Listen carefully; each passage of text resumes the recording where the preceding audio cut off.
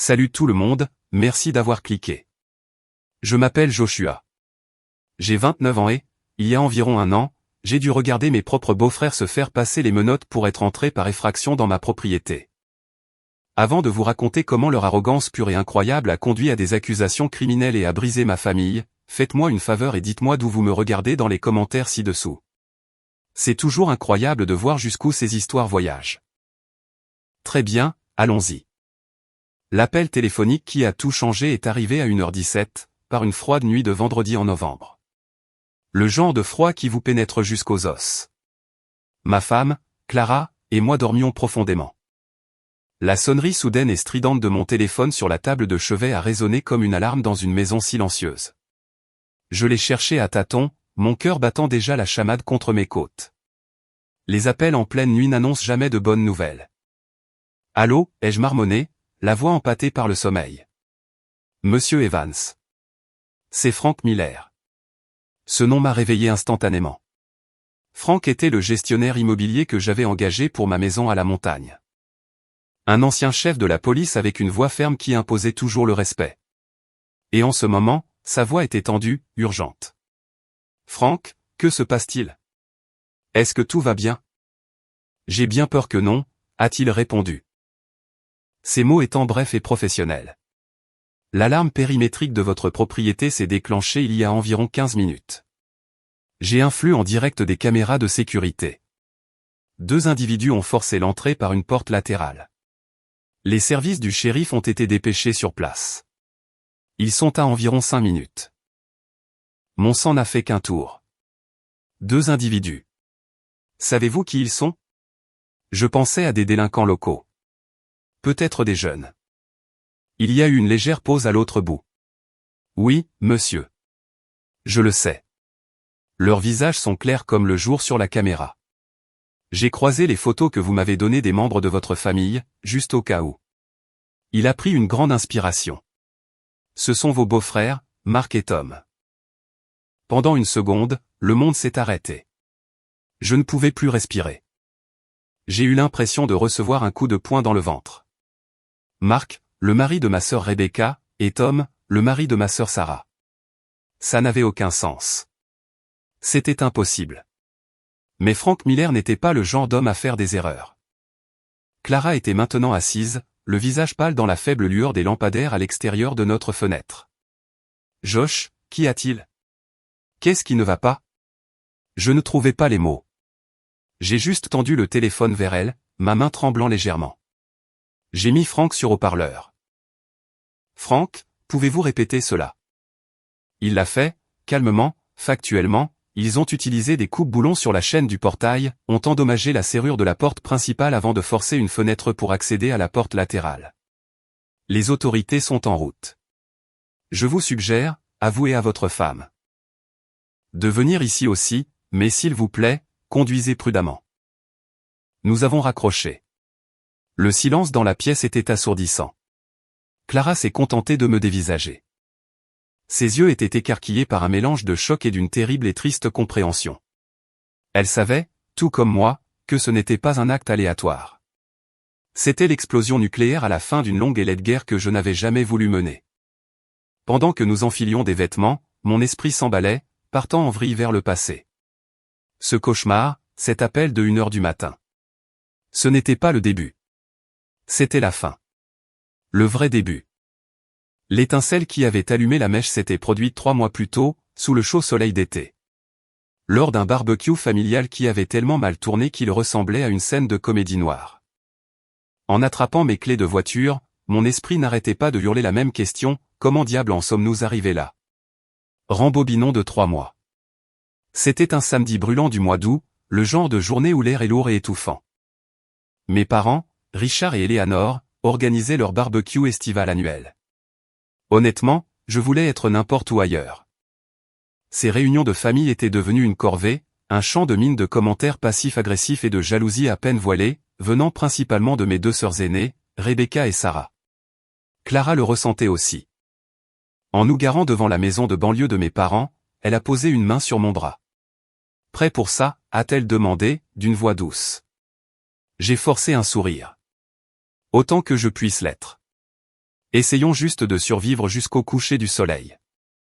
Mes sœurs étaient des mères au foyer, mariées à des hommes, Marc et Tom, qui semblaient être dans un état de plainte perpétuelle concernant leurs emplois et leurs finances. De mon côté, j'avais bien réussi. Je suis ingénieur en développement logiciel, et un projet que j'avais dirigé quelques années auparavant avait abouti à un succès important pour mon entreprise et à un bonus qui avait changé ma vie. Je ne m'en vantais pas. Clara et moi vivions confortablement mais modestement, or ma réussite semblait être une source constante d'irritation pour mes sœurs. Pour elles, ma vie confortable était une insulte à leurs difficultés. Nous sommes entrés dans le jardin et la scène était exactement celle que j'avais imaginée. Mon père, Richard, s'occupait du barbecue, un léger sourire tendu sur le visage. Ma mère, Éléanore, virevoltait un peu partout, essayant de maintenir la paix avant même qu'une guerre n'éclate. Et mes sœurs étaient blotties ensemble près de la table de patio, sirotant des verres de vin blanc, tandis que leurs maris, Marc et Tom, en étaient déjà à quelques bières, riant de manière désagréablement forte. Leurs enfants, 5 au total, âgés de 7 à 11 ans, couraient dans tous les sens, une tornade hurlante d'énergie incontrôlée. Joshua, Clara, vous êtes là, a gazouillé ma mère, la voix un peu trop enjouée. Elle nous a serrés tous les deux dans ses bras. Je n'aurais manqué ça pour rien au monde, ai-je menti. Rebecca, l'aînée et l'enfant chéri certifié de la famille, nous a jaugés de la tête aux pieds. Oh, regardez. Le couple de pouvoir est arrivé, a-t-elle dit, d'un ton dégoulinant de sarcasme. Belle chemise, Josh. Ça a dû te coûter une fortune. C'était un simple polo, mais avec Rebecca, tout devenait un commentaire sur l'argent. Il était en solde, Rebecca, a répondu Clara avec fluidité, refusant de mordre à l'hameçon. L'après-midi avançait lentement. J'ai essayé de faire la conversation à mon père sur la météo. J'ai aidé ma mère à apporter la salade de pommes de terre, mais je pouvais sentir la tension bouillonner juste sous la surface. Marc et Tom n'arrêtaient pas de faire des blagues bruyantes sur mon emploi de bureau, douillet, alors que devait faire du vrai travail. Sarah est intervenue, se plaignant du fait qu'ils ne pouvaient pas se payer de vraies vacances cette année, tout en me fixant ostensiblement. Pendant tout ce temps, leurs enfants étaient une menace. Ils lançaient des ballons d'eau, ratant de peu ma vieille tante. Ils poursuivaient le petit chien de mes parents, le faisant glapir de peur. Et mes sœurs n'ont rien fait. Elles restaient assises là à siroter leur vin, criant de temps en temps un « et » arrêtez ça, sans conviction et sans même lever les yeux. C'était leur philosophie de l'éducation, ignorer le problème jusqu'à ce qu'il disparaisse ou que quelqu'un d'autre s'en occupe. Clara et moi avons échangé un regard. C'était le même regard que nous partagions toujours lors de ces événements. Un compte à rebours silencieux, combien de temps devons-nous encore rester? Je ne le savais pas alors, mais nous étions sur le point d'atteindre le point de non-retour. L'après-midi allait passer d'un état de tension inconfortable à un état de catastrophe pure et simple. Et tout cela allait se passer près de la partie profonde de la piscine de mes parents.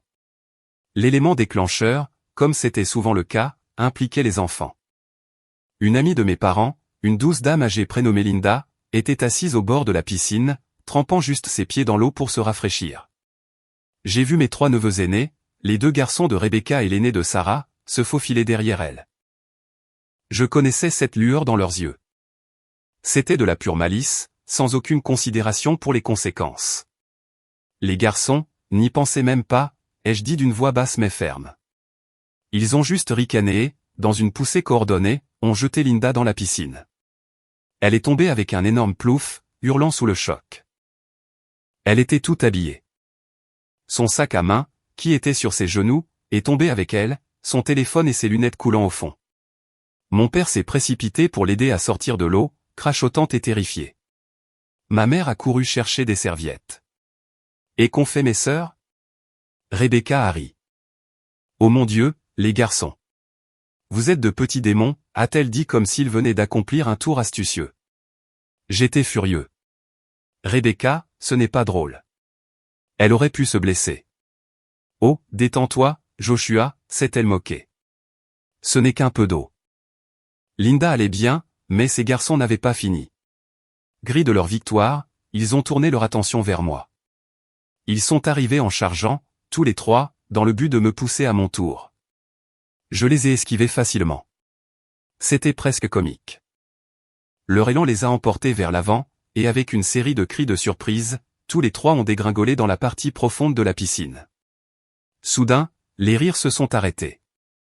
Deux d'entre eux, le fils de Sarah et le plus jeune de Rebecca, sont remontés à la surface en crachotant, agitant follement les bras, le visage masqué par la panique la plus pure. Ils ne savaient pas nager. À l'aide. Je ne sais pas nager, s'est étranglé l'un d'eux en avalant de l'eau. Maintenant, soyons clairs. Je suis un excellent nageur. J'aurais pu être dans l'eau en 2 secondes, mais j'avais mon téléphone de travail sur moi. Mon portefeuille était dans ma poche. Et, plus important encore, leurs parents se tenaient juste là, à moins de 2 mètres. C'était leur responsabilité, pas la mienne. Je suis resté sur mes positions, les bras croisés. Leurs pères, Mark et Tom, sont finalement passés à l'action, retirant leurs sandales d'un coup de pied et sautant dans l'eau. Ils ont attrapé les enfants qui crachaient de l'eau et les ont traînés sur le bord. Le troisième garçon, qui savait nager, a juste pagayé jusqu'aux marches, l'air gêné. Dès qu'ils ont été hors de l'eau, la rage de toute la famille s'est retournée contre moi. Pas contre les enfants qui avaient commencé. Pas contre les parents qui ne les surveillaient pas. Contre moi. Qu'est-ce qui ne tourne pas rond chez toi, Joshua, a hurlé Rebecca, le visage déformé par la fureur alors qu'elle serrait son fils trempé et en pleurs dans ses bras. Tu es juste resté planté là. Il aurait pu se noyer. Le téléphone de mon fils était dans sa poche. Il est fichu, a crié Sarah, en inspectant son propre fils. Tu les as fait tomber. Je t'ai vu. C'était tellement absurde. Tellement détaché de la réalité que j'ai failli rire. Je ne les ai pas touchés. Ils ont essayé de me pousser et sont tombés. Et vous vous teniez juste ici. Pourquoi n'avez-vous pas sauté? Tom, le mari de Sarah, s'est extirpé de la piscine, dégoulinant et furieux. Il a pointé un doigt tremblant dans ma direction. C'est de ta faute. Tu vas payer pour son téléphone. Mark était encore plus en colère. Il a trébuché en essayant de sortir, a glissé sur le béton mouillé et est tombé lourdement, s'écorchant le visage et le genou. Il s'est relevé avec la lèvre en sang, ce qui n'a fait qu'alimenter sa rage. Il a commencé à me hurler des obscénités, me rendant responsable de sa chute, du fait que les enfants soient tombés dans l'eau, de tout. C'en était trop. C'était la goutte d'eau qui faisait déborder le vase. Clara m'a attrapé la main. Ses jointures étaient blanches. Nous partons, a-t-elle dit, la voix glaciale. Ouais, tu ferais bien de fuir, a crié Rebecca derrière nous alors que nous nous éloignions du chaos, dépassant mes parents qui restaient là, figés et silencieux. En montant dans la voiture, l'adrénaline a commencé à retomber, remplacée par une profonde hélas colère. Ce n'était pas à cause des téléphones ruinés ou du genou écorché. C'était le refus complet et pathologique de mes sœurs et de leurs maris d'assumer un jour la responsabilité de quoi que ce soit dans leur monde. Ce n'était jamais de leur faute, et j'étais toujours le bouc émissaire le plus pratique. Clara m'a regardé, les yeux remplis d'une frustration douloureuse que je ne connaissais que trop bien. Tu ne peux pas continuer à faire ça, Josh, a-t-elle dit doucement. Tu ne peux pas continuer à les laisser te traiter de la sorte. Elle avait raison. Quelque chose devait changer. Je ne savais juste pas à quel point ce changement allait être sismique. Les retombées du barbecue ont été immédiates et prévisibles. Le soir même, mon téléphone a vibré à l'arrivée d'une notification. Rebecca avait créé un nouveau groupe de discussion familiale intitulé « Le comportement affreux de Joshua ». Les messages qui ont suivi ont été un torrent de vitriol. J'étais égoïste. J'étais arrogant. J'étais un danger pour mes propres neveux. Sarah s'en est mêlée, exigeant que je lui envoie de l'argent pour un nouveau téléphone pour son fils, immédiatement. C'était un peloton d'exécution numérique et j'étais la cible. Je n'ai pas répondu. J'ai juste mis la conversation en sourdine et jeté mon téléphone sur le canapé. Clara et moi avons décidé que nous en avions terminé. Nous faisions une pause avec ma famille. Pas d'appel, pas de SMS. Nous avions besoin d'espace. Quelques jours plus tard, mon père a appelé. Sa voix était fatiguée. Josh, ta mère et moi avons besoin que tu viennes. Nous invitons les filles et leurs maris pour en parler. Papa, il n'y a rien à dire, ai-je répondu sèchement. Je ne veux plus être leur punching ball. C'est fini. S'il te plaît, Joshua, a-t-il supplié. Viens, simplement. J'ai besoin que tu sois là. Il y avait quelque chose dans sa voix. Un mélange d'épuisement et de détermination qui m'a fait accepter. Clara et moi y sommes allés, présentant un front uni. Quand nous sommes arrivés, mes sœurs et leur mari étaient déjà là, assis dans le salon comme un tribunal. Leurs visages arboraient des expressions sombres et moralisatrices. Ma mère a commencé à se tordre les mains. Nous devons juste trouver un moyen de surmonter ça. Rebecca l'a interrompu. Ce qu'il nous faut, ce sont des excuses de Joshua, a-t-elle déclaré. Et il doit payer pour les dégâts. Tom lui a déjà envoyé la facture du nouveau téléphone. Je l'ai simplement fixé. Son audace était stupéfiante. Avant que je ne puisse dire quoi que ce soit, mon père a levé la main. Ça suffit. Le mot a tranché la tension dans la pièce. Il élevait rarement la voix, et quand il le faisait, tout le monde écoutait. Il a regardé Rebecca et Sarah, et pour la première fois depuis longtemps, je n'ai pas vu un père passif essayant de maintenir la paix. J'ai vu un homme qui avait atteint ses limites. Il n'y aura plus de discussion sur des excuses ou sur le fait de payer quoi que ce soit, a-t-il dit d'une voix dangereusement calme. Le comportement de vos enfants a été épouvantable. Votre comportement a été pire. Franchement, j'ai honte. Mes sœurs avaient l'air d'avoir été giflées. Mais, papa, a commencé Sarah. J'ai dit, ça suffit, a-t-il répété. Il s'est ensuite tourné vers moi. Joshua, je suis désolé. Je suis désolé que nous ayons laissé les choses en arriver là. Ça n'arrivera plus. Il s'est ensuite retourné vers mes sœurs. Et puisque vous semblez toutes les deux avoir un malentendu si profond sur ce qui vous appartient et ce qui ne vous appartient pas, je pense qu'il est temps de tirer certaines choses au clair. Il a fait une pause, laissant le silence flotter dans l'air. La maison à la montagne, a-t-il dit, ses yeux se fixant sur ceux de Rebecca. L'endroit que vous utilisez tous pour des séjours au ski en hiver et des week-ends au lac en été. L'endroit que vous traitez comme votre propre centre de villégiature personnelle. Rebecca a bombé le torse. Et alors? C'est la maison de vacances de la famille. Mon père a secoué lentement la tête. Non, ça ne l'est pas, il a pris une grande inspiration, puis il a lâché la bombe. Je n'ai pas acheté cette maison. Ta mère et moi n'avions pas les moyens de nous payer un tel endroit. Joshua l'a acheté. C'est sa propriété. Chaque centimètre carré. L'acte de propriété est à son nom, et uniquement au sien. Il l'a acheté pour que nous l'utilisions pendant notre retraite. Comme un cadeau.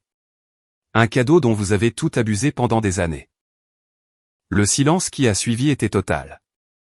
On aurait pu entendre une mouche voler.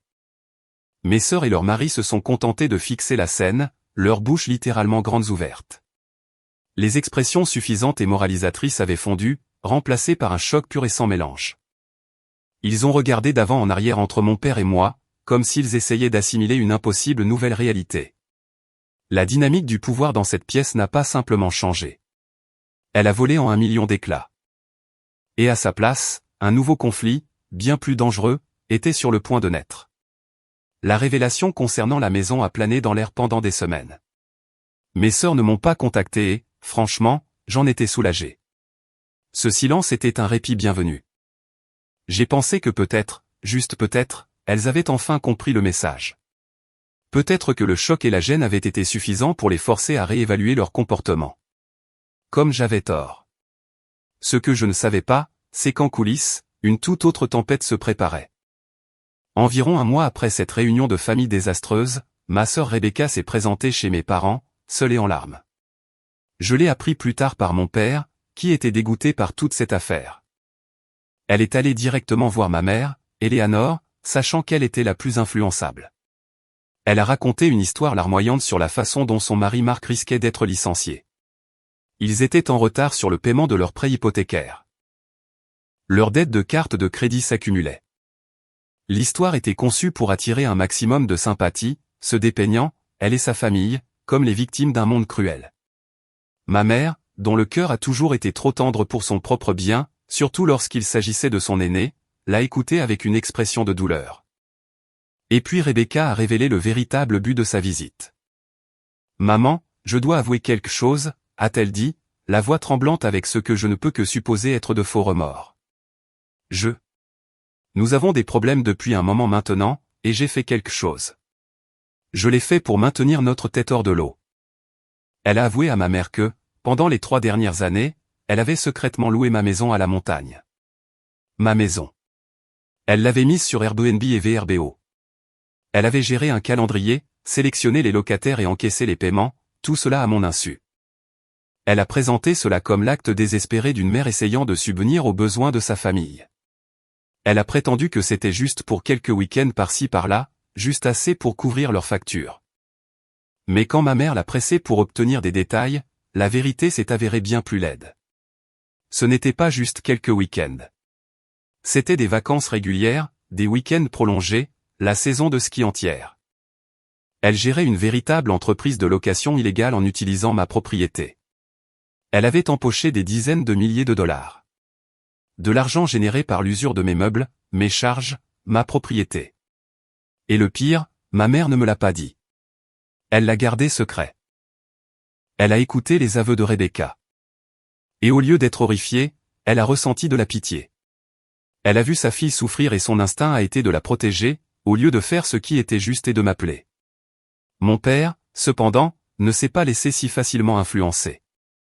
Quand ma mère a finalement raconté à mon père ce que Rebecca avait avoué, il était furieux. Il m'a appelé immédiatement. « Joshua » a-t-il dit, la voix tremblante de colère. « Tu dois t'asseoir. » Il m'a tout dit sur les problèmes financiers de Rebecca, sur le système de location secrète. L'ampleur même de la tromperie était stupéfiante. 3 ans.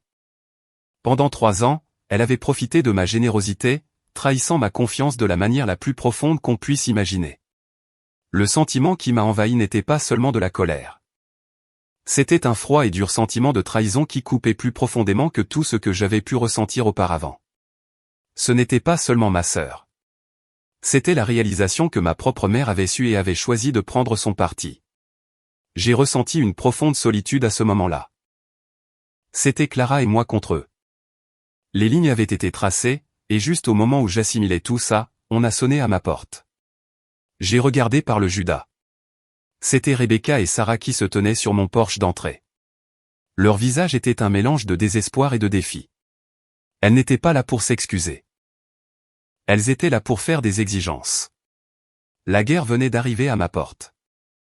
J'ai ouvert la porte et le fait de les voir se tenir là, sur ma propriété, après ce que je venais d'apprendre, a fait déferler une vague de fureur glaciale dans mes veines. Clara est venue se tenir à mes côtés, sa présence étant un pilier de soutien silencieux. « Que voulez-vous » ai-je demandé. Il n'y avait aucune chaleur dans ma voix.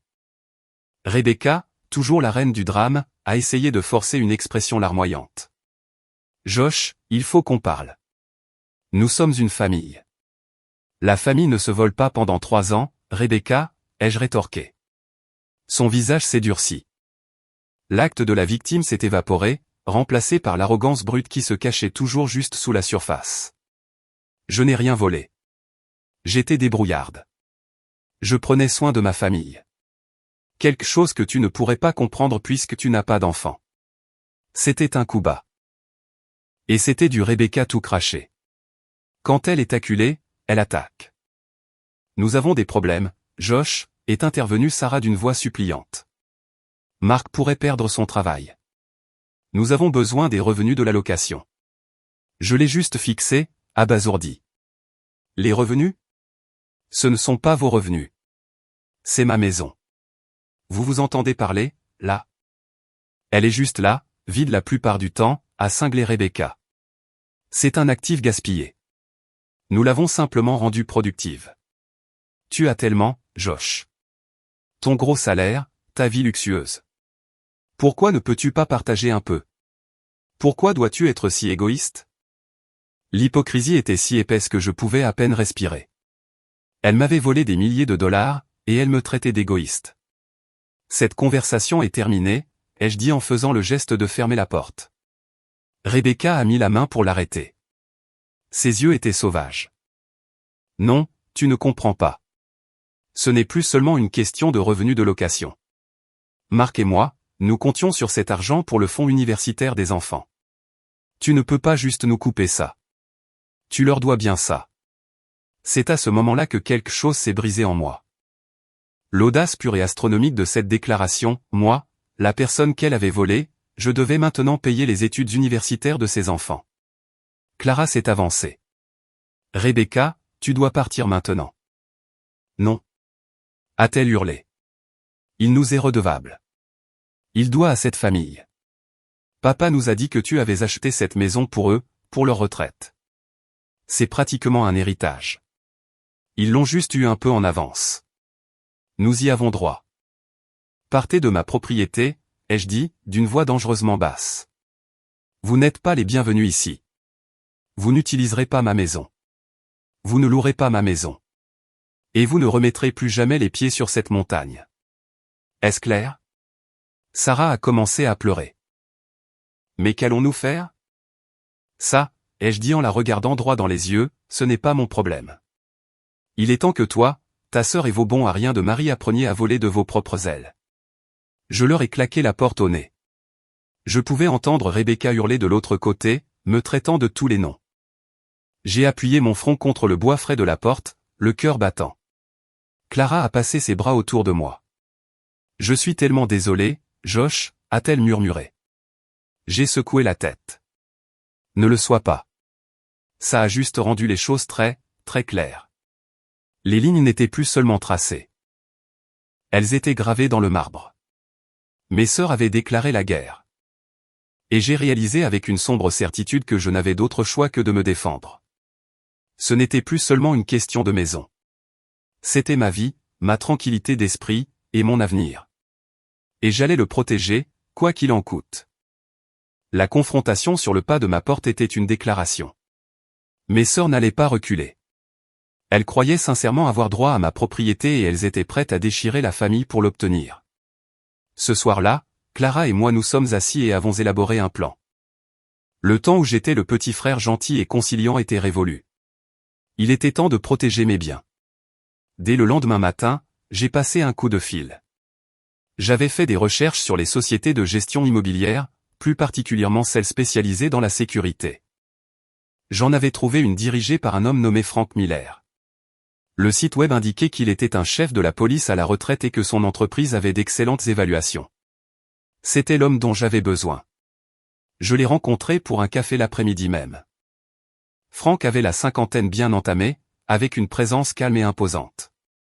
Il a écouté attentivement alors que je lui expliquais la situation, les drames familiaux, les locations non autorisées, les menaces.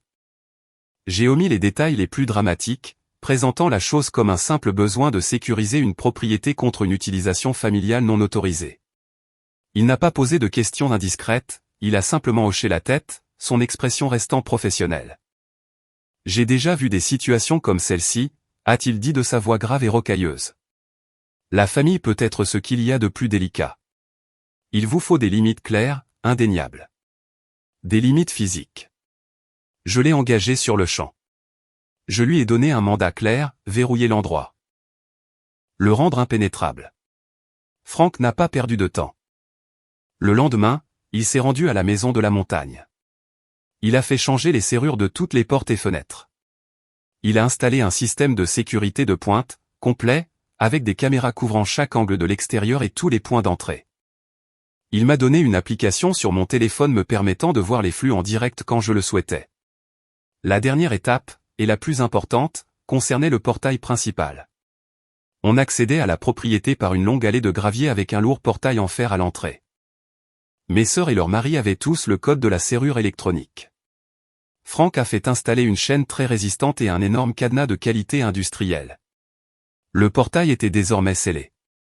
La seule façon d'entrer était avec une clé, et seuls Frank et moi en possédions une. Regardez les emails de mise à jour de Frank, avec les photos des nouvelles serrures et du portail enchaîné, m'a procuré un profond sentiment de soulagement. C'était un poids en moins sur mes épaules. J'avais construit une forteresse. Bien sûr, il n'a pas fallu longtemps aux pensionnaires pour se rendre compte qu'ils avaient été enfermés hors de l'asile. Quelques jours plus tard, ma sœur Sarah m'a appelé, la voix hystérique. Nous ne pouvons pas entrer. Le code du portail ne fonctionne pas. Qu'est-ce que tu as fait? J'ai sécurisé ma propriété, Sarah, ai-je dit calmement. Elle n'est plus à votre disposition. Tu ne peux pas faire ça. Nous avions prévu un week-end, a-t-elle pleuré. Alors tu ferais mieux de l'annuler, ai-je dit avant de raccrocher. Je savais que c'était loin d'être fini. J'étais simplement en train de renforcer ma position, mais j'avais sous-estimé à quel point mes beaux-frères étaient désespérés et allaient devenir stupides. Les limites physiques avaient été fixées. Maintenant, ils étaient sur le point de franchir une ligne qui ferait passer cette querelle familiale dans le domaine du droit pénal. La forteresse était construite. Le siège allait commencer. Les nouvelles serrures et le portail enchaîné envoyaient un message clair, mais c'était un message que mes sœurs et leurs maris refusaient d'accepter. Cette fois-ci, l'opposition n'est pas venue de mes sœurs, mais directement de leur mari, et ce fut laid. L'appel est arrivé sur ma ligne de bureau.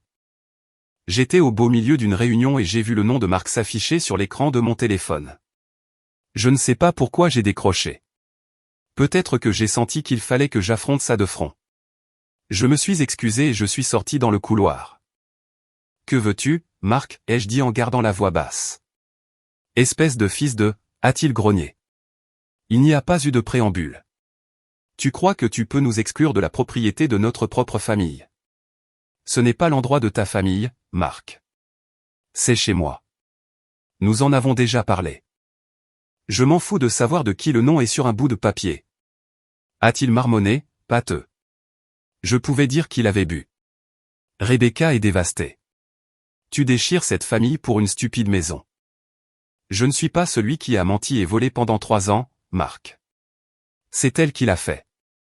C'est vous tous qui l'avez fait. Il y a eu une pause, puis un rire dur, sans joie.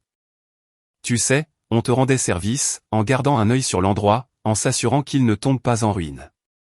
Et on s'est fait pas mal d'argent en le faisant. De l'argent dont on a besoin. Je n'arrivais pas à croire qu'il l'avouait avec tant d'effronterie. C'était une stupéfiante combinaison d'arrogance et de stupidité. Par instinct, j'ai glissé le doigt sur mon téléphone et j'ai appuyé sur le bouton d'enregistrement. Donc, tu admets que vous louiez ma maison sans ma permission, ai-je demandé, en gardant une voix ferme. Bien sûr que oui. A-t-il beuglé. Et tu vas nous donner la nouvelle clé et le code de l'alarme, ou je jure devant Dieu, Josh, j'irai là-haut moi-même et j'arracherai ce portail de ses gonds. Tu m'entends? Est-ce une menace, Marc? C'est une promesse, a-t-il craché. Tu es allé trop loin. Tu fais du mal aux enfants. Tu fais du mal à tes sœurs. Tu dois arrêter d'être égoïste et faire partie de cette famille. Faire partie de cette famille a l'air de signifier vous laisser tous me marcher sur les pieds, ai-je répondu. Ça n'arrivera plus. J'ai un enregistrement de cette conversation, Marc. Si toi ou qui que ce soit d'autre vous pointez sur ma propriété, je considérerai ça comme une intrusion et j'appellerai la police. Restez loin de ma maison. J'ai raccroché. Ma main tremblait, non pas de peur, mais de rage pure et sans altération. Il m'avait menacé. Il avait avoué le crime sur une ligne enregistrée. Sa pure idiotie n'avait d'égal que son agressivité. J'ai immédiatement sauvegardé l'enregistrement et m'en suis envoyé une copie par email, ainsi qu'à Clara. Puis j'ai appelé Frank, mon gestionnaire immobilier. Frank, c'est Joshua Evans. Je lui ai rapidement raconté la conversation avec Marc, y compris la menace d'arracher le portail. Frank est resté silencieux un instant. Lorsqu'il a parlé, sa voix était sombre. Merci de me l'avoir fait savoir. Je vais en prendre note et informer les services du shérif local d'ouvrir l'œil sur leur véhicule. Les gens comme ça, ce ne sont que des paroles en l'air jusqu'à ce que ce ne soit plus le cas. Espérons qu'il passait juste ses nerfs. Mais alors que je me tenais là, dans le couloir silencieux de mon immeuble de bureau, une boule froide s'est formée au creux de mon estomac. Je ne pensais pas qu'il passait juste ses nerfs. J'avais le terrible pressentiment que Marc venait de me dire exactement ce qu'il allait faire. Les semaines précédant Thanksgiving ont été enveloppées d'un silence tendu et étouffant. C'était la première fois de ma vie que je ne serais pas chez mes parents pour les fêtes. Clara et moi avions décidé d'organiser un petit dîner pour quelques amis à la place. L'idée de m'asseoir à une table avec mes sœurs, prétendant que tout allait bien, m'était insupportable. Ma mère m'a appelé quelques jours avant, la voix tendue. « Joshua, tu es sûr que tu ne viendras pas? C'est Thanksgiving. Ce ne sera pas pareil sans toi. » « Je ne peux pas, maman, ai-je répondu, une douleur familière dans la poitrine. « Tu sais pourquoi je ne peux pas, tu manques à tes sœurs, a-t-elle dit doucement. Est-ce que c'est moi qui leur manque, ou est-ce que c'est ma maison? La question était brutale, et elle est restée suspendue dans l'air entre nous. Elle n'avait pas de réponse. Les fêtes sont arrivées et sont passées. Notre petit Friendsgiving a été charmant et paisible, rempli de rires et d'affection sincère. C'était un contraste saisissant avec les fêtes pleines de drames avec lesquelles j'avais grandi. J'avais l'impression d'avoir un aperçu de la vie que Clara et moi pourrions avoir si nous arrivions à couper la toxicité pour de bon, mais je n'arrivais pas à me défaire d'un sentiment de catastrophe imminente. Je me surprenais à vérifier l'application de vidéosurveillance sur mon téléphone plus souvent que je n'aurais dû. La maison était toujours calme et immobile, souvent recouverte d'un léger saupoudrage des premières neiges. Rien n'était déplacé, mais ce sentiment ne voulait pas disparaître. C'était comme le grondement sourd du tonnerre au loin. Vous savez que la tempête approche. Vous ne savez juste pas quand elle va frapper. Le lendemain de Thanksgiving, le Black Friday est passé sans incident. J'ai commencé à me détendre. Peut-être que les menaces de Mark n'étaient vraiment que des fanfaronnades d'ivrogne. Peut-être avait-il enfin, finalement abandonné. Cette nuit-là, alors que Clara et moi nous préparions à nous coucher, j'ai jeté un dernier coup d'œil au flux de la caméra. Le portail en fer se tenait, résolu, au bout de l'allée. La lumière du porche projetait une lueur calme et constante sur la porte d'entrée. Tout était calme. Tout était sécurisé. J'ai éteint mon téléphone et je me suis endormi, complètement ignorant qu'à peine quelques heures plus tard, cette paix allait être brisée et que ma famille allait franchir une ligne à partir de laquelle il n'y aurait plus de retour en arrière possible. La tempête n'était plus au loin. Elle était sur le point de s'abattre. L'appel téléphonique de 1h17 de Frank Miller ressemblait à la suite d'un cauchemar que je faisais depuis des mois. Tandis que Clara et moi filions sur les routes sinueuses de montagne, les lumières rouges et bleues clignotantes sont devenues visibles bien avant que nous n'atteignions la propriété. Elles pulsaient dans l'obscurité, peignant les grands pins de flash de couleurs fantomatiques. Mon cœur était une pierre froide et lourde dans ma poitrine. J'ai arrêté la voiture derrière un adjoint du shérif qui bloquait la route. Il m'a reconnu grâce à la description que Frank lui avait donnée et nous a fait signe de passer. J'ai conduit sur le reste de la longue allée, et ce que j'ai vu restera gravé dans ma mémoire pour toujours. Le lourd portail en fer que j'avais payé pour faire sécuriser pendait de travers sur un de ses gonds, comme une mâchoire brisée. L'épaisse chaîne que j'avais vue sur les photos de Frank était sectionnée, ses maillons reposant dans le gravier comme un serpent mort. 2 voitures du shérif étaient garées devant ma maison, leurs phares illuminant le porche d'entrée d'une lueur dure et impitoyable. Et au centre de cette lumière se trouvaient mes 2 beaux-frères, Mark et Tom, menottes au poignet. Ils étaient appuyés contre le côté d'une des voitures de police, la tête baissée. Mark avait une égratignure récente sur la joue, et la chemise de Tom était déchirée. Ils avaient l'air pathétiques. Ivres, stupides et pathétiques.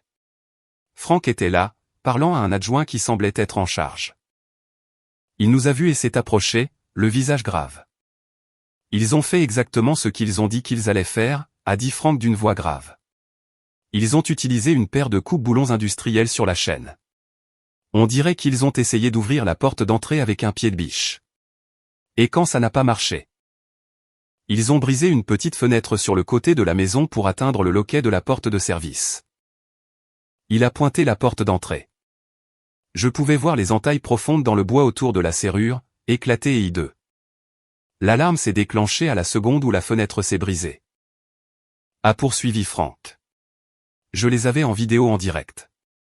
J'étais au téléphone avec le répartiteur du 911 pour leur faire un compte-rendu seconde par seconde. Ils ont été à l'intérieur pendant moins de 3 minutes avant que le premier adjoint n'arrive. Ils n'ont même pas essayé de s'enfuir. Je pense qu'ils étaient trop ivres et trop stupides pour réaliser à quel point ils étaient dans le pétrin. Juste à ce moment-là, l'un des adjoints a fait avancer Mark vers l'arrière d'une voiture de patrouille. En passant près de moi, Mark a levé les yeux, ses yeux vitreux et injectés de sang étant remplis d'une haine soudaine et venimeuse. « Tu as fait ça ?» a-t-il craché d'une voix rauque. « Tu as appelé les flics contre ta propre famille. Tu vas voir, Josh. Attends un peu que je sorte. Je vais te tabasser à mort. » L'adjoint l'a poussé vers l'avant. « Ça suffit. Vous venez d'ajouter la menace sur un témoin à votre liste de chefs d'accusation. » Je suis resté là, figé. Clara a grippé mon bras, ses jointures s'enfonçant dans mon biceps.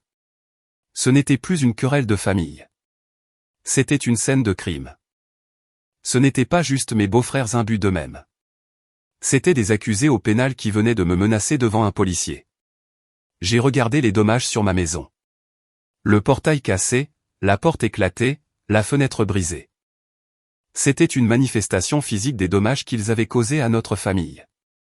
C'était laid. C'était violent. Et c'était irréparable. Pendant qu'ils installaient Tom à l'arrière de l'autre voiture, il m'a simplement regardé avec une expression d'incrédulité vaincue, comme s'il n'arrivait toujours pas à comprendre comment les choses avaient pu dégénérer à ce point. Il a eu au moins le bon sens de garder la bouche fermée. Nous avons regardé les voitures de police s'éloigner, leurs feux arrière disparaissant sur la route sombre de la montagne, emmenant mes beaux-frères à la prison du comté. Frank est resté avec nous le temps que nous fassions nos dépositions officielles à l'adjoint restant. Les accusations étaient sérieuses. Effraction, destruction de propriété privée et, pour Mark, menace sur témoins. Ce n'étaient pas des délits mineurs. C'étaient des crimes, félonies. Alors que le soleil commençait à se lever, projetant une pâle lumière grise sur les montagnes, Clara et moi nous tenions sur le porche de ma maison profanée. L'air froid du matin semblait pur, mais je ne m'étais jamais senti aussi sale. La guerre était terminée. Les retombées ne faisaient que commencer. La nouvelle des arrestations a frappé la famille comme une onde de choc. Les jours suivants ont été un flou d'appels téléphoniques frénétiques. Mes sœurs, bien sûr, ne m'ont pas appelé. Elles ont appelé mes parents, hurlant, pleurant et accusant. Et ma mère, à son tour, m'a appelé. Joshua, tu dois abandonner les charges, a-t-elle supplié, sa voix se brisant de désespoir. Tu ne peux pas envoyer tes propres beaux-frères en prison. Pense à leurs enfants. Ce n'est pas moi qui les envoie en prison, maman, ai-je dit, d'une voix vide d'émotion. Ils s'y sont envoyés tout seuls lorsqu'ils ont attaqué ma maison avec des coupe-boulons et un pied de biche. Ça ne dépend plus de moi. C'est maintenant entre les mains du procureur. Mais si tu leur dis que tu ne veux pas porter plainte, ça ne compte pas. Je l'ai interrompu. C'est l'État qui poursuit. C'est une affaire criminelle. Et non, je ne les aiderai pas. Ils ne sont pas des victimes ici. J'ai engagé un avocat le lendemain, un homme nommé Monsieur Harrison, spécialisé dans le droit de la propriété et la défense des victimes d'actes criminels. J'avais besoin de conseils professionnels. J'avais besoin de quelqu'un dans mon camp qui ne soit pas compromis émotionnellement. La caution pour Mark et Tom avait été fixée très haut, et mes sœurs n'avaient pas l'argent. Leurs maris, prétendus soutiens de famille, sont restés en prison pendant 3 jours avant de parvenir à réunir suffisamment d'argent pour un garant. Une semaine après leur libération, mon père a appelé. Nous organisons une réunion de famille. Il l'a dit sans que ce soit une demande. Tout le monde sera là. Monsieur Harrison a dit que c'était une bonne idée que tu viennes. Sois là dimanche à midi. Clara et moi sommes entrés dans le salon de mes parents ce dimanche-là, et l'atmosphère était lourde d'hostilité. Mes sœurs étaient assises sur un canapé, leur visage marqué par les larmes et bouffi. Leur mari était assis à côté d'elles, l'air maussade et en colère, refusant d'établir un contact visuel. Mes parents étaient assis dans leur fauteuil, et ils avaient l'air d'avoir vieilli de 100 ans. Rebecca a pris la parole la première, la voix tremblante de rage. J'espère que tu es content, Joshua. Tu as ruiné nos vies. Mark pourrait perdre son emploi. Nos enfants sont terrifiés. Tout ça parce que tu ne pouvais pas partager. Je n'ai pas dit un mot. J'ai juste regardé Monsieur Harrison, qui m'a fait un léger signe de tête. C'était le moment. La confrontation finale. Avant que nous discutions de l'avenir, ai-je commencé d'une voix claire et ferme, je pense qu'il est temps que nous nous mettions tous d'accord sur le passé. J'ai sorti un dossier de ma mallette. J'ai étalé l'acte de propriété de la maison avec mon nom et mon nom seul dessus. J'ai étalé les devis pour la réparation du portail et de la porte, totalisant plus de $5000. J'ai étalé des captures d'écran des annonces Airbnb que Rebecca avait créées pour ma propriété. Et puis j'ai passé l'enregistrement audio de l'appel téléphonique menaçant de Mark. Le son de sa voix ivre et agressive a rempli la pièce silencieuse. J'irai là-haut moi-même, et j'arracherai ce portail de ses gonds. Le visage de Mark est passé de maussade à d'une pâleur cadavérique. Rebecca a fixé le téléphone comme si c'était un serpent. Donc, soyons très clairs, ai-je dit en éteignant l'enregistrement. Il ne s'agit pas de partager. Il s'agit d'années de vol, de manque de respect et de l'idée que tout vous est dû. Ce qui a escaladé en un cambriolage criminel et une menace directe de violence. Vous n'êtes pas les victimes ici. Vous êtes les coupables. Rebecca a commencé à sangloter. Mais nous étions désespérés. Tu as tellement. Cette maison. C'était un remerciement pour tout ton succès, n'est-ce pas? Un petit avantage de ton travail. Je l'ai regardé droit dans les yeux. Il était temps de révéler l'ultime vérité. Celle que j'avais retenue pendant des années parce que je savais qu'elle ferait mal. Tu veux vraiment savoir d'où vient l'argent pour cette maison, Rebecca? Ai-je demandé doucement. Elle a levé les yeux, confuse. Il vient du bonus que j'ai reçu pour le lancement réussi du projet Nightingale. Tu te souviens de ce projet, n'est-ce pas? Celui sur lequel j'ai passé 2 ans de ma vie. Celui que tu appelais mon petit jeu vidéo stupide. Celui dont vous vous moquiez tous à chaque dîner de famille. En me disant de trouver un vrai travail. Vous disiez que je gâchais ma vie. J'ai laissé cela s'imprégner. J'ai regardé les visages stupéfaits et silencieux autour de la pièce. Vous avez vécu sur, et essayé de voler, les fruits directs du succès dont vous vous moquiez. Vous ne croyez pas en moi. Vous avez ridiculisé mon travail. Et pourtant, à la seconde où ce travail a payé, vous vous êtes senti en droit d'en récolter les fruits. Votre hypocrisie est stupéfiante. Un silence absolu et écrasant. La vérité avait finalement éclaté, et elle était dévastatrice. Il n'y avait plus d'arguments, plus de défense. Je leur avais enlevé leur dernière once de justification. Ce n'étaient pas seulement des voleurs et des vandales. C'étaient des hypocrites du plus haut niveau. Et à ce moment-là, ils le savaient. Les conséquences de ma révélation ont été comme un vide. Tout l'air, toute la combativité avait été aspirée de la pièce. Mes sœurs et leurs maris restaient simplement assis là, totalement vaincus. La vérité avait été une arme, et elle avait atteint sa cible à la perfection. Mais le coup final, le plus douloureux, était encore à venir. Et il est venu de la seule personne qui, je le pensais au fond de moi, était juste prise entre deux feux, ma mère. Alors que Rebecca était assise là, pleurant doucement, ma mère, Eleanor, a commencé à pleurer aussi. Mais ces larmes n'étaient pas pour ses filles disgraciées. C'étaient des larmes de culpabilité. Elle m'a regardé, le visage ravagé par la honte et les regrets. Joshua, je suis tellement désolée, a-t-elle murmuré d'une voix à peine audible. Mon père l'a regardé, l'expression durcie. Eleanor, ne fais pas ça. Non, Richard, a-t-elle dit en secouant la tête. Ils méritent de savoir. Ils méritent tous de connaître toute la vérité. Elle a pris une respiration saccadée. Je savais, a-t-elle dit en me regardant directement. Je savais que Rebecca louait la maison. Elle ne me l'a pas dit il y a 3 mois. Elle me l'a dit il y a plus d'1 an. Le sang s'est retiré de mon visage. Clara a tendu la main et a serré la mienne, sa prise comme un étau. Ma mère a continué, les mots sortant dans un flot d'aveux précipités. Elle m'a dit qu'ils avaient des problèmes. Elle a juré que ce ne serait que pour peu de temps. Et elle m'a offert un peu de cet argent, juste quelques centaines par mois. Elle a dit que c'était pour aider avec les petits-enfants, pour que je garde le silence, et je les ai pris. J'ai senti le sol se dérober sous moi. J'ai fixé ma propre mère, et la femme qui me regardait était une étrangère. Elle n'avait pas juste été une spectatrice passive. Elle avait été une complice payée.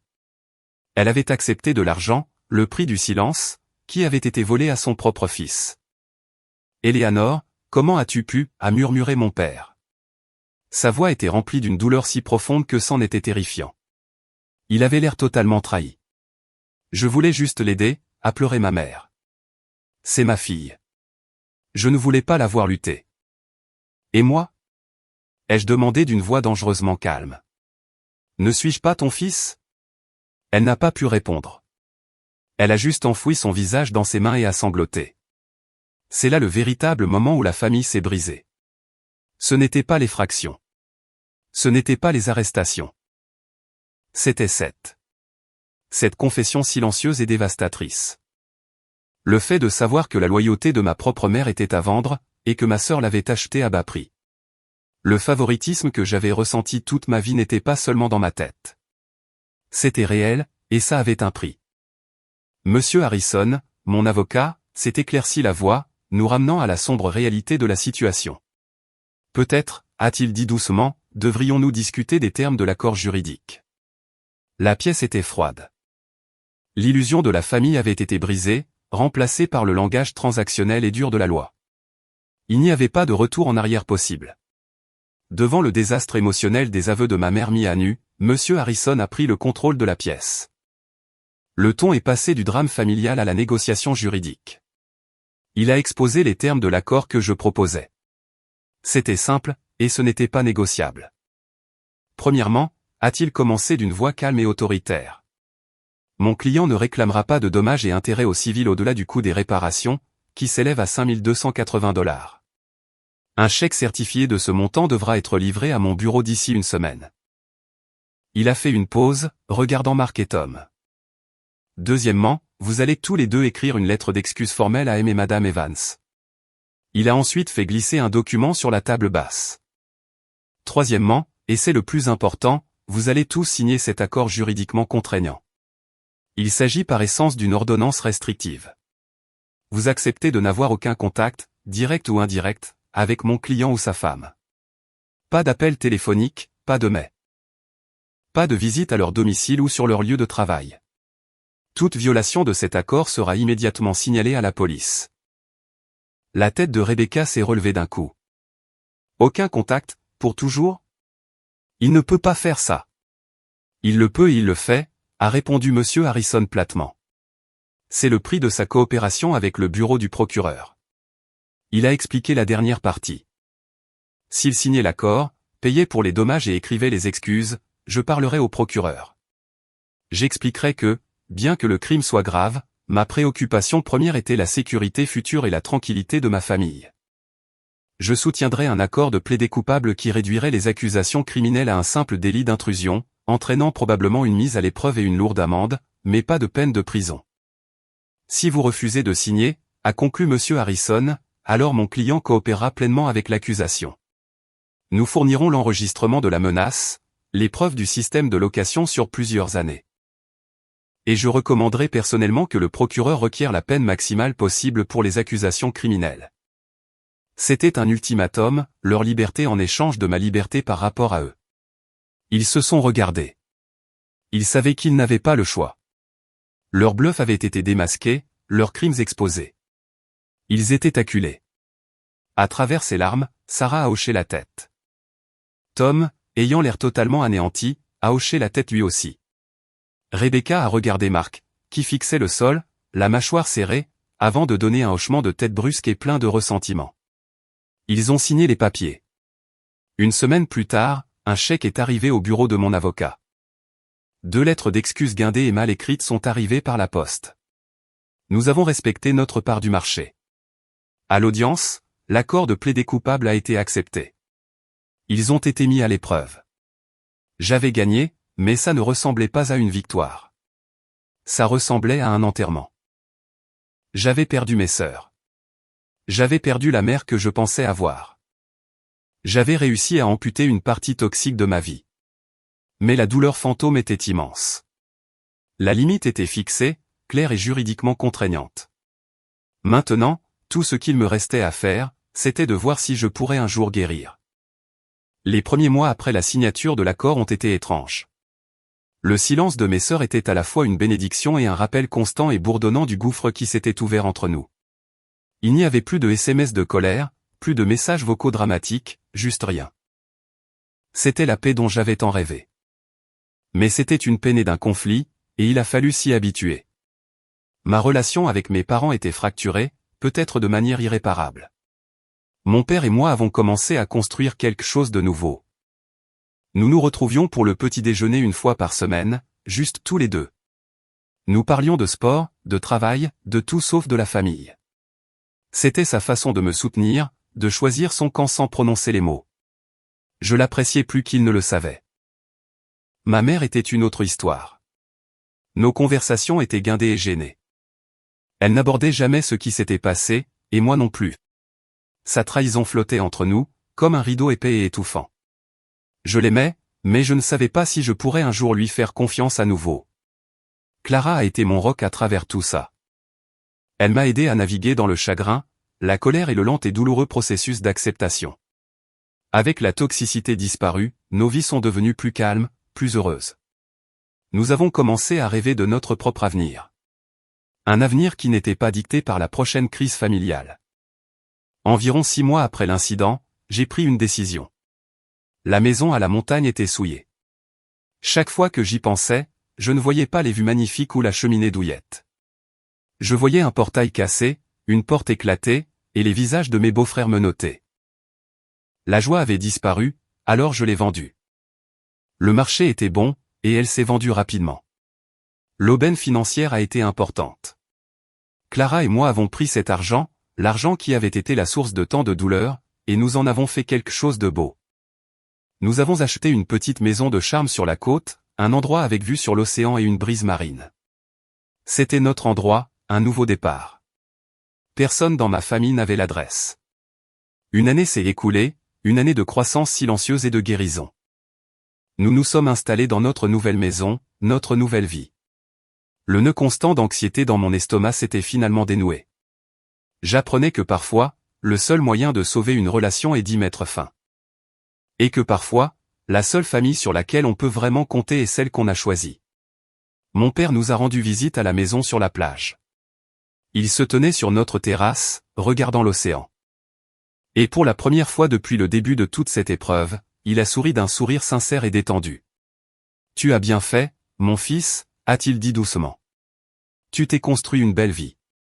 Ne laisse jamais personne te faire culpabiliser pour ça. » Je savais qu'il ne parlait pas seulement de la maison. Il parlait de tout. Et à ce moment-là, j'ai ressenti une paix que je pensais avoir perdue pour toujours. La tempête était passée. Le soleil pointait enfin le bout de son nez. Juste quand je pensais que l'histoire avait enfin atteint sa fin, un dernier chapitre inattendu s'est déroulé. C'était un mardi soir, presque exactement un an jour pour jour après l'effraction. Clara et moi préparions le dîner, et mon téléphone a vibré, un SMS d'un numéro inconnu. Normalement, je l'aurais ignoré, mais quelque chose m'a poussé à regarder. Le message disait « Joshua, cet homme, le mari de Sarah. Je sais que je n'ai aucun droit de te contacter, et si tu bloques ce numéro, je comprendrai. Mais je dois te dire quelque chose que j'aurais dû dire il y a un an. Je suis vraiment, profondément désolé. » J'ai fixé l'écran, complètement abasourdi. J'ai montré le téléphone à Clara, dont les yeux se sont écarquillés. Je n'ai pas répondu, mais d'autres messages ont commencé à arriver. Ce que nous avons fait est impardonnable. C'était stupide, criminel et mal. Il n'y a aucune excuse. J'ai passé la dernière année en probation, en thérapie. À essayer de comprendre comment j'avais pu devenir le genre d'homme qui ferait une chose pareille. Je n'écris pas pour te demander pardon. Je ne le mérite pas. J'écris parce qu'il y a quelque chose que tu dois savoir. Quelque chose qui pourrait t'expliquer, mais pas excuser. Comment les choses sont devenues si folles? Ma curiosité a pris le dessus. J'ai répondu par un seul mot. Quoi? La réponse est arrivée presque instantanément. C'était Rebecca. Tout ça. Pendant des années, elle a joué à un jeu sans arrêt. Elle n'était pas seulement arrogante. Elle était manipulatrice à un niveau que je n'ai compris que lorsqu'il a été trop tard. Elle n'arrêtait pas de glisser des mots à l'oreille de Sarah, à la mienne. À celle de ta mère, déformant les choses. Elle nous racontait des histoires. Comment tu t'étais vanté de ta promotion au travail? Comment tu t'étais moqué de notre vieille voiture? Comment tu pensais être meilleur que nous tous? De petits mensonges, de petites fléchettes empoisonnées jour après jour. Année après année. Elle a fait de toi le méchant bien avant que la maison ne devienne un problème. Elle a monté tout le monde contre toi. Elle a dit à ta mère que tu prévoyais de vendre la maison et de ne pas leur donner un centime. Ce qui a tellement effrayé ta mère qu'elle a été d'accord pour participer au plan de location.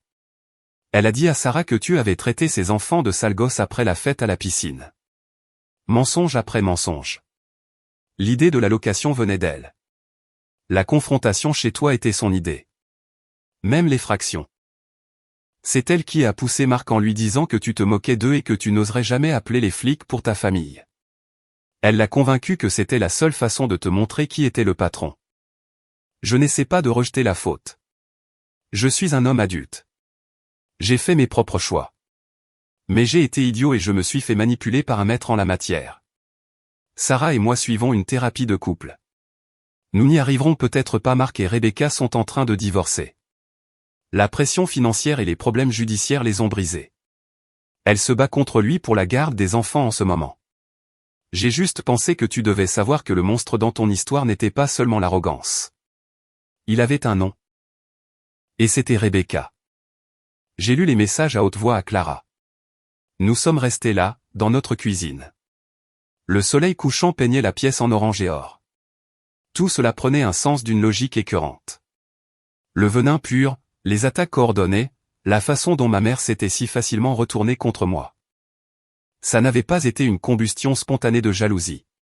Ça avait été une campagne de guerre psychologique soigneusement orchestrée par ma propre sœur. Je n'ai jamais répondu au dernier message de Tom. Il n'y avait plus rien à dire. L'histoire était enfin, véritablement terminée. J'avais enfin la dernière pièce du puzzle. Cela ne changeait rien à ce qui s'était passé, mais cela le recadrait. Cela m'a apporté un étrange et triste sentiment de clôture. Ma sœur, l'enfant chérie, n'avait pas juste été un but d'elle-même. Elle avait été une saboteuse. Et elle avait réussi à réduire en cendres sa propre vie et notre famille. C'est donc ça, l'histoire. C'est ainsi qu'un barbecue familial s'est terminé par des accusations criminelles, une ordonnance d'éloignement et une famille déchirée à jamais. Une autre année s'est écoulée depuis que j'ai reçu ce dernier texto de Tom. La vie est calme, maintenant. Elle est paisible. Clara et moi avons notre maison près de la mer. Mon père nous rend souvent visite. Je suis cordial avec ma mère, mais la chaleur, la confiance. C'est une blessure qui ne guérira peut-être jamais complètement. Je n'ai aucun contact avec mes sœurs, et je n'ai aucune envie que ça change. J'y pense parfois, généralement quand je regarde l'océan. Je pense à la facilité avec laquelle les choses peuvent se briser. À quel point la confiance, une fois détruite, est presque impossible à recoller. J'ai appris une dure leçon. Votre famille est censée être votre havre de paix. Mais parfois, c'est la tempête, et naviguer au loin, aussi douloureux que ce soit, est le seul moyen de survivre. Fixer cette ultime limite, celle soutenue par la force de la loi, a été la chose la plus difficile et la meilleure que j'ai jamais faite. Cela m'a coûté ma famille, mais ça m'a rendu ma vie. Ça m'a rendu ma paix. Et j'ai appris que la tranquillité d'esprit est une monnaie plus précieuse que n'importe quelle maison, n'importe quel héritage, ou n'importe quel sens mal placé d'obligation familiale. Ça n'a pas de prix. Et je ne laisserai plus jamais personne me l'apprendre. Merci d'avoir écouté mon histoire. J'espère qu'elle a résonné en vous d'une manière ou d'une autre. Avez-vous déjà eu à faire un choix difficile pour protéger votre propre paix? Partagez votre histoire dans les commentaires ci-dessous. Et si vous êtes arrivé jusqu'ici, n'oubliez pas de cliquer sur le bouton j'aime et de vous abonner pour ne pas manquer ce que j'ai à partager la prochaine fois. Votre soutien compte vraiment beaucoup pour moi.